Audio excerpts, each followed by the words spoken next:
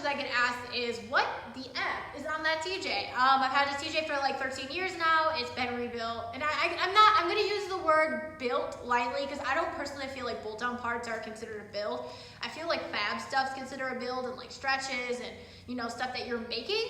So I know that's up for debate, and I know people will argue and, you know, agree or disagree, which is fine. This TJ I've had for, like I said, over 13 years, and it started as a 1998 just sport. It was all white, nothing custom on it, nothing done, and I ended up actually lifting it 3 times. It's been lifted 3 times using rough country. The last rough country kit I used was a 4-inch lift kit, and ultimately, if I were to do that all again, from what I've learned and what I know now from when I was 18, I would probably do zone if anyone's, you know, looking at prices in rough country. I have as dumb as this sounds, I'm kind of proud of it. I have a Durango steering box on it, night and day difference if you're a TJ owner and you put bigger tires on it, you're like, I just want to do something that's beneficial.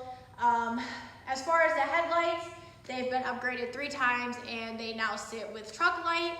Basically, they are the most durable headlight I've ever found. They are pricey, but they work great. And I also have, a custom front bumper on it, and there's literally nothing special about it. If I were to say what it is, I would call it a stubby stinger front bumper, and I have 35s on this. These are just some nice, you know, is it Krager? Yeah, some soft dates, you know. Nothing fancy about it at all. As far as the 35s, they are BFG Cab 2. Definitely probably not my favorite tire. I would probably obviously do a Firestone tire now. The lift kit it sits on now is a Clayton long arm suspension kit. And if you're not familiar with Clayton, there's a reason why. You can kind of pick out his suspension kits from others, and I'll put a photo of what his long arm actually looks like, and you guys can see. I have the windshield light mounts. I wouldn't really consider that like anything fancy or anything. I actually lost one and it fell off at the mounds, and now they're just disconnected. I have the Best of Full soft door. I literally put them on like just to try them out, and I haven't taken them off in God knows how long now. I actually prefer them. I prefer that like rugged-ish look. I don't know if that makes sense.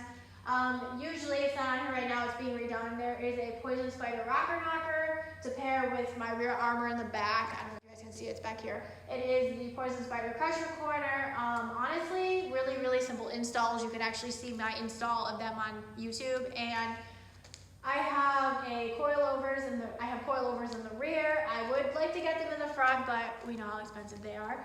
As far as my steering, that is actually double shear steering, and I'll put a photo right here of my steering. And this is how basic I am. I had the option to paint my Jeep any color I wanted, and I went with brighter white. So yes, this is a custom paint job. It is, I call it bright as fuck white. Because white and scratches, everyone knows how white and scratches are. It's a great color if you're about to be doing some trails. As far as everything else on here, I did used to have a rear carrier on here. It was a Smitty built rear tire carrier. I ended up sending it back, having replacement after replacement. Ultimately, it was just an issue after an issue. I had welds breaking, pin welds breaking. The tire would actually be moving to the point where I was just like, I'm done with this. I pulled the carrier, and more than likely, I'd probably just mount a spare in the back. My opinion is if you have a trail rig, you really need a spare. I really don't get why people don't run spares if they're wheeling their Jeeps, personally, because all I know is there's been situations where I've been wheeling with people and they popped a tire, and now like you gotta leave them behind, or you gotta wait for them or take them, and it's just a headache, you know? I mean, if I were to have any kind of money and do whatever I want to this, I would probably just do coilovers in the front and call it a day. I'm really not about the need for speed. I don't want anything that's gonna make it faster. I'm completely content with the 4.0, honestly. It does what I need it to do, and that, at the end of the day, is fine. It just needs some body mounts put into it, and then the armor needs to be put on.